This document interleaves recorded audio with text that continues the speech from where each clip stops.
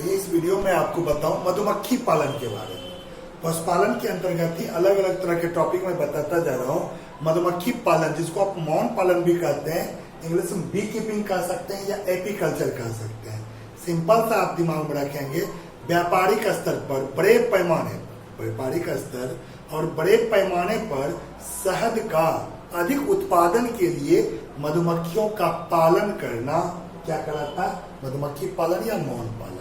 मुख्य रूप से आप कहते हैं इसके अंतर्गत मेनली रूप से शहद और मधुमोम की प्राप्ति होती है। किसकी किसकी? शहद और मधुमोम। शहद जिसको आप हनी इंग्लिश में कहते हैं, मधुमोम जिसको आप बी वैक्स कहते हैं। दोनों के बारे में भी मैं आपको समझाऊंगा। सबसे पहले मैं ये बताऊं, शहद और मधुमोम की प्राप्ति तो इससे की जाती है। कहा जाता है इसके बारे में, मधुमक्खी पालन के लिए मधुमक्खियों की प्रजातियां देखी जाती है। मुख्य रूप से वैसे तो कई प्रजातियां हैं, लेकिन विदेशी और देशज दोनों मिलाकर 4 प्रजातियां मुख्य रूप से विशेष कारगर साबित होता है मधुमक्खी पालन से शहद की अधिक मात्रा के उत्पादन में। जैसे विदेशी में आप कह सकते हो एक्सोटिक स्पीशीज में एपिस मेलिफेरा, और देशज में आप कह सकते हो Apis dorsata, Apis indica, Apis florea. ये सब में एपिस डोर्साटा जो है देशज में अधिक, लेकिन चारों में अधिक बोला जाता है एपिस मेलिफेरा से शहद की अधिक उत्पादन की जाती है। कई तरह के मैंने यहाँ पर स्पीशीज लिखा है। दूसरा चीज मैं आपको बता सकता हूँ कि मधुमक्खी पालन के लिए खासकर ध्यान देना होता है कि किन किन कैसे कैसे समस्याओं का समाधान, उसके बारे में आगे मैं बताता हूँ। लेकिन अभी मैं आपको बताऊं, मधुमक्खी का स्वभाव जो होता है वह सामाजिक स्वभाव होता है। समूह में रहने वाला, सामाजिक प्रवृत्ति के समूह में रहने वाला यह कीट है जो कि छत्ते में रहता है। इस छत्ते को आप हाइव्स कहते हैं या हनीकॉम्ब कहते हैं, या हनीकॉम्ब कहते हैं। इसमें यह रहता है। मुख्य रूप से 3 प्रकार के देखे जाते हैं समूह में मधुमक्खी का। एक को आप कहते हो क्वीन, एक को कहते हो ड्रोन और एक को कहते हो वर्कर्स। क्वीन रानी, और नर जो होता है क्वीन पूरे छत्ता में एक संख्या में रहता है। नर ड्रोन उससे अधिक संख्या में रहता है। लेकिन तीसरा जो ग्रुप होता है वो वर्कर्स कहिए या श्रमिक कहिए, इनका अधिक मात्रा में समूह होता है। ये तीनों प्रकार के आपकी मधुमक्खियां एक छत्ता के अंतर्गत समूह के रूप में उपस्थित रहता है। इनमें से अगर कोई पूछा जाता है आपसे शहद की उत्पादन किनसे होती है, सिंपल सा कहेंगे श्रमिक से होता है। किससे होता है? श्रमिक से होता है। नर और मादा निषेचन यानी प्रजनन के लिए जिम्मेदार होता है, संख्या की वृद्धि करता है। श्रमिक को सिंपल सा आप कहते हैं बंध मादा कहते हैं। ये भी मादा ही होती है, लेकिन स्ट्राइल होती है, जनन क्षमता इसमें नहीं होता है। तीनों का सामूहिक संरचना सामूहिक रूप से छत्ते का निर्माण करता है। दूसरा चीज मैं बताना चाहूंगा, ये मधुमक्खियां परागण में भी मुख्य भूमिका निभाती है। किसमें?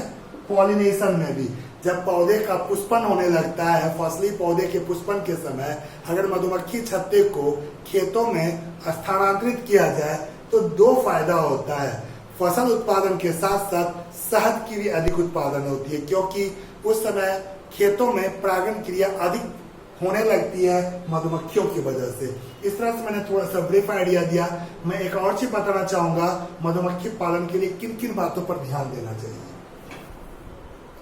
आइए मैं बात करूं, मधुमक्खी अगर हम पालन करना चाहते हैं, मधुमक्खी को पालने की तरीका अगर हम जानना चाहते हैं, किन किन बातों की जानकारी हमें होनी चाहिए। सबसे पहला, मधुमक्खी का स्वभाव कैसा होता है, उसकी प्रकृति क्या होती है, इसके बारे में जानकारी जरूरी होता है। दूसरा, मधुमक्खी छत्तों को रखने के लिए उपयुक्त स्थान होना चाहिए। तीसरा, मधुमक्खियों को पकड़कर छत्तों में लाना, इसका ज्ञान होना चाहिए। चौथा, विभिन्न मौसम, क्योंकि बदलते रहते मौसम, और अलग अलग मौसम में छत्तों का प्रबंधन कैसे रखा जाए जो खराब ना हो। 5वां, शहद एवं मधुमोम को निकालने का तकनीक भी पता होना चाहिए। और 6ठा, शहद और मोम जो इनके उत्पाद हैं उनका कैसे संग्रहण किया जाए, उनका रखरखाव कैसे हो। एक और मैं बताऊं, जहां पर मधुमक्खी पाली जाती है उस स्थान को एपियरी कहा जाता है, APIARY। आइए मैं बताऊं मधुमक्खी पालन के आर्थिक महत्व क्या है, क्या हमें फायदा होता है। कोई भी चीज का हम अगर मानव अगर किसी भी चीज का इस्तेमाल करता है फायदे के लिए, मधुमक्खी पालन भी अगर हो रही है उसका भी कुछ न कुछ बेनिफिट देख रहा है, क्या क्या इससे हमें फायदा मिल सकता है। सबसे पहला जो आप जानते हैं इंपॉर्टेंट इसका जो प्रोडक्ट है शहद, जिसको आप हनी कहते हैं, इंग्लिश में मधु कहते हैं। खास करके यह प्राकृतिक रूप से मीठा और स्वास्थ्यवर्धक पौष्टिक आहार के रूप में सभी लोग जानते हैं। इसका इस्तेमाल औषधि में भी किया जाता है। दूसरा प्रोडक्ट मधुमोम, जो कि वीवैक्स जानते हैं, यह भी श्रमिक जो मधुमक्खी होता है उसके मोम ग्रंथियों से स्रावित होता है और इसका इस्तेमाल सौंदर्य क्रीम, लेप, पैंट ये सबको बनाने में इसका इस्तेमाल किया जाता है। चमक आती है, कभी कभी मोमबत्ती बनाने में भी किया जाता है इसका इस्तेमाल। तीसरा विवैनम, जो विष होता है, विष, इसके विष का इस्तेमाल देखा जाता है गठिया के उपचार में इसका इस्तेमाल किया जाता है। चौथा नंबर, मैंने पहले भी बताया, अगर इनके छत्तों को पौधे के पुष्पन के समय, जिस समय पुष्प आने लगता है पौधे में, उस समय अगर फसली पौधे के खेतों में डाल दिया जाए, रखा जाए इनके छत्तों को जगह जगह पर, तो परागण क्रिया बहुत अधिक होगी, जिसके फलस्वरूप फसल का उत्पादन के साथ साथ शहद का उत्पादन में भी वृद्धि होती है। दोनों साइमल्टेनियस क्रिया होती है। पांचवा प्रोपोलिस, एक विशेष प्रकार का नेचुरल बोला जाता है रेजिन, जो कि प्राकृतिक रूप से मधुमक्खियों से प्राप्त की जाती है और यह घाव भरने, जख्म भरने में इसका इस्तेमाल किया जाता है। एंटीसेप्टिक, एंटीबायोटिक के रूप में ये इस्तेमाल होता है। इस तरह से मैंने आपको मधुमक्खी पालन से क्या क्या लाभ होते हैं वो मैंने बताया। आइए मैं आपको बताऊं मत्स्यिकी मछली पालन। मैं बात कर रहा हूं मछली पालन मत्स्यिकी का। सिंपल सा आप कह सकते हैं क्या है मछली पालन। तो मछलियों एवं अन्य जलीय जंतुओं, ध्यान रखेंगे, मछलियों एवं अन्य जलीय जंतुओं का पकड़ना, पालन करना, उनका वृद्धि कराना, प्रजनन कराना इत्यादि से संबंधित सभी प्रक्रियाओं को सम्मिलित रूप से एक नाम दिया गया फिशरी। इसी को प्लूरल में फिशरीज कहा जाता है, मछली पालन। ध्यान रखेंगे। ऐसे ऐसे कई वर्ड्स एक दूसरे से रिलेटेड है, जैसे दूसरा जलीय संवर्धन, जिसको एक्वा कल्चर आप कहते हैं। विभिन्न साधनों का उपयोग कर जलीय पादप एवं जलीय जंतु, यहाँ ध्यान रखेंगे दोनों चीज का सम्मिलित किया गया, पादप का भी और जंतु का भी। जलीय पादप और जलीय जंतु जैसे मछलियां, केकड़ा, झींगा, सीप, प्राउन कहते हैं, ऑयस्टर कहते हैं, इत्यादि का उत्पादन क्या कराता, जलीय संवर्धन, या उसी को आप इंग्लिश में एक्वा कल्चर कहते हैं। ऐसा ही मिलता जुलता वर्ड आएगा पीसी कल्चर या फिश फार्मिंग, जिसको आप कहते हैं मत्स्य संवर्धन। इसको कृत्रिम तरीके से जलाशय बनाया जाता है, आर्टिफिशियल, मानव खुद जलाशय का निर्माण करता है, इसमें सभी तरह की व्यवस्थाएं होती है और इसमें सिर्फ मछलियों को पाला जाता है, पादप को नहीं। तो खास करके कृत्रिम रूप से तैयार किए गए जलाशयों में मछली का प्रजनन, पालन एवं उसका प्रत्यारोपण क्या कहलाता है, पीसी कल्चर या फिश फार्मिंग। मत्स्य संवर्धन तकनीक के द्वारा उन्नत किस्म की मछलियों का विकास भी कराया जाता है, ये भी ध्यान रखेंगे।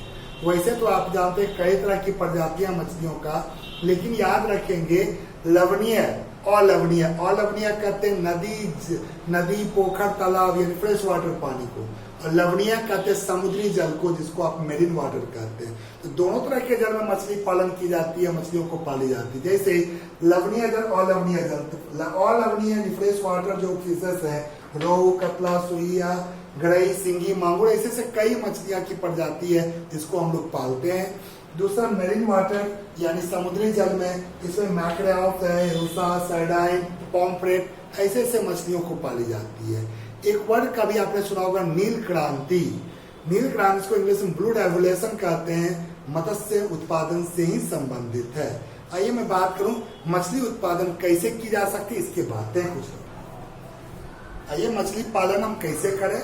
और आप जानते हो मछली पालन ये भारत के अलग अलग शहरों में, अलग अलग राज्य के गांव में यह मुख्य छोटा सा उद्योग के रूप में चला आ रहा है। और हमारे बिहार में भी बहुत अच्छा ये पकड़ है मछलियों के, मछली पालन का। तालाब, पोखरों में आसानी से मछली पालन किया जाता है। फिर भी जानकारी रखना आवश्यक है। किन किन बातों का वो मैं बताऊं।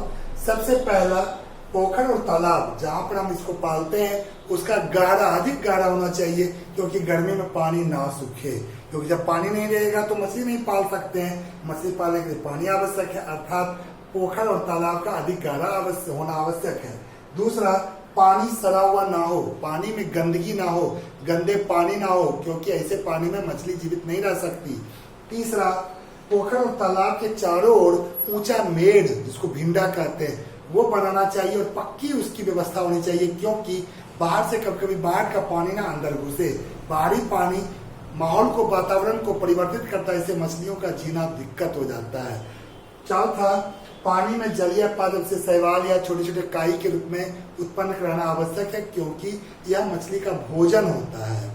पांचवा, पानी को ठंडा रखने के लिए कुछ जलकुंभियों का भी होना लाभप्रद माना जाता है। और छठा, रोगों से बचाव के लिए नियमित रूप से मछलियों का निरीक्षण अवश्य करनी चाहिए और बीमार मछलियों को अलग कर देना चाहिए। इस तरह से अगर हम ध्यान रखते हैं बातों का, तो आसानी से हम मछली पालन कर सकते हैं। आइए मैं इसका आर्थिक महत्व बताऊं। मछली पालन आप जान रहे थे, इसका मैं आर्थिक महत्व बताऊं, क्या हमारे जीवन में इसका फायदा है। सबसे पहला तो आप जानते हैं, मछली या अन्य जलीय जीव हमारे भोजन के स्रोत के रूप में जाने जाते हैं। भोजन का स्रोत, जहां से हम फूड प्रोडक्ट प्राप्त करते हैं। दूसरा चीज, मछली हो या समुद्री अलग अलग तरह के भोज्य पदार्थ, उसमें आयोडीन की मात्रा और खनिज लवण की मात्रा अधिक भरा हुआ रहता है। तीसरा चीज, मछलियों से यकृत oil, liver oil, cod oil, ये सब प्राप्त किया जाता है। इसमें विटामिन ए, विटामिन डी, यानी कि ये सभी जो है विटामिन और विटामिन डी का अच्छा स्रोत माना जाता है। चौथा चीज, आप देख रहे हैं कुछ ऐसी मछलियां हैं जिसका मच्छरों का नियंत्रण के लिए इस्तेमाल किया था। कैसे? जैसे गैम्बूसिया, खासकर कि यह मच्छर के पानी में लार्वा और अंडे को खा जाते हैं, और जिससे मच्छर का विकास नहीं होता, अधिक संख्या नहीं बढ़ती है और मच्छरों का नियंत्रण होता है। इस तरह से कहीं ना कहीं हम मछली पालन के द्वारा हम अपने लिए फायदा कुछ न कुछ उठाते हैं। मैंने आपको बताया मधुमक्खी पालन, मैंने आज आपको बताया मछली पालन, दोनों ही अच्छा उद्योग के रूप में साबित हो रहा है। नेक्स्ट डे मैं आपको बताऊंगा पादप प्रजनन कैसे होता है। Next topic.